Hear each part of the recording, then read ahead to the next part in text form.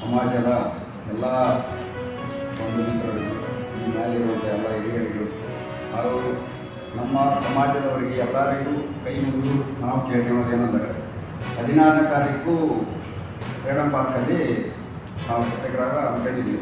16ನೇ ತಾರೀಕು ದಯವಿಟ್ಟು ನಮ್ಮ ಸಮಾಜದವರು ಯಾರೇ ಇರಲಿ ಅವ್ರ ಕರೆದು ಇವ್ರು ಕರೆದು ಅವ್ರು ಬೇಡ ಇವ್ರು ಬೇಡ ಅಂತಿಲ್ಲ. ಇದು ನಾವು ಮಾಡ್ತಿರೋದು ನಮ್ಮ ಮಕ್ಕಳಿಗೆ ಮೊಮ್ಮಕ್ಕಳಿಗೆ ಒಳ್ಳೆಯದಾಗುತ್ತೆ.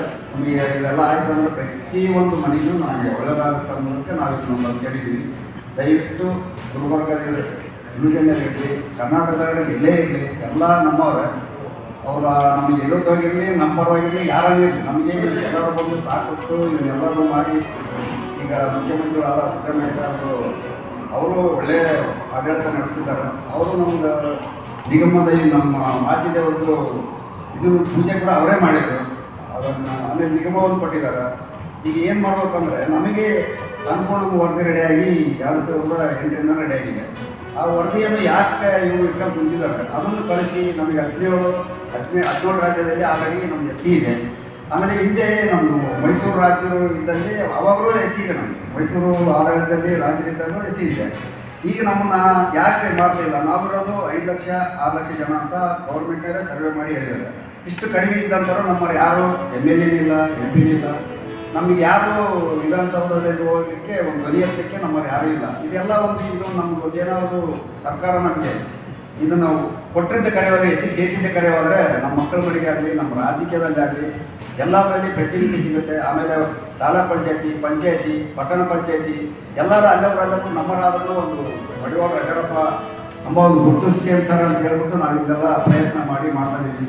ಅದು ದಯವಿಟ್ಟು ಅವರು ಸರ್ಕಾರ ಭಾಳ ನಮಗೆ ಇದು ಮಾಡ್ತಾಯಿದ್ದಾರೆ, ಭಾಳ ದಿವಸ ಪೆಂಡಿಂಗ್ ಇಟ್ಟಿದ್ದಾರೆ. ದಯವಿಟ್ಟು ಎಲ್ಲರೂ ನಮಗೆ ನಮ್ಮ ಸಮಾಜದಲ್ಲಿ ಎಲ್ಲರೂ ಬಂದು 12ನೇ ತಾರೀಕಿನ ಬಂದು ಸಹಕಾರ ಕೊಟ್ಟು ಸರ್ಕಾರದವರು ಕರೆಕ್ಟಾಗಿ ಬಂದು ನಮಗೆ ನಮ್ಮ ಮುಖ್ಯಮಂತ್ರಿ ಸಾಹೇಬರೇ ಬಂದು ಇದನ್ನು ಮನವಿ ತಗೊಂಡು ನಮಗೇನಾದರೂ ಮಾಡಿಕೊಟ್ರೆ ಭಾಳ ಸಂತೋಷ ಆಗುತ್ತೆ ಅಂತ ಹೇಳ್ಬಿಟ್ಟು ಜೈ ಮಾಚಿದೇವ.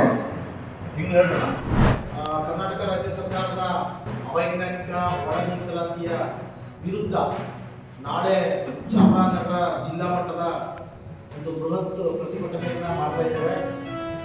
ಇಡೀ ಚಾಮರಾಜನಗರ ಜಿಲ್ಲೆಯಾದ್ಯಂತ ಹಲಗೈ ಸಮುದಾಯದ ಜನರು ಬರ್ತಾ ಇದ್ದಾರೆ.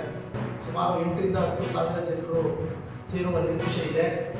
ಕರ್ನಾಟಕ ಸರ್ಕಾರ ಇತ್ತೀಚೆಗೆ ಒಳ ಮೀಸಲಾತಿ ಕಾಯ್ದೆಯನ್ನು ಜಾರಿ ಮಾಡಿರುವುದರಲ್ಲಿ ರೋಸ್ಟರ್ ಬಿಂದು ಅಳವಡಿಸಿದೆ.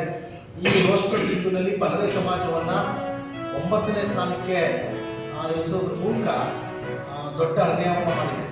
ಇದರಿಂದಾಗಿ ಶಿಕ್ಷಣದಲ್ಲಿ ಹಾಗೂ ಉದ್ಯೋಗ ನೇಮಕಾತಿನಲ್ಲಿ ಬಲಗೈ ಸಮುದಾಯಕ್ಕೆ ಅವಕಾಶವೇ ಸಿಗದೇ ಇರೋ ರೀತಿ ಮಾಡಿದೆ.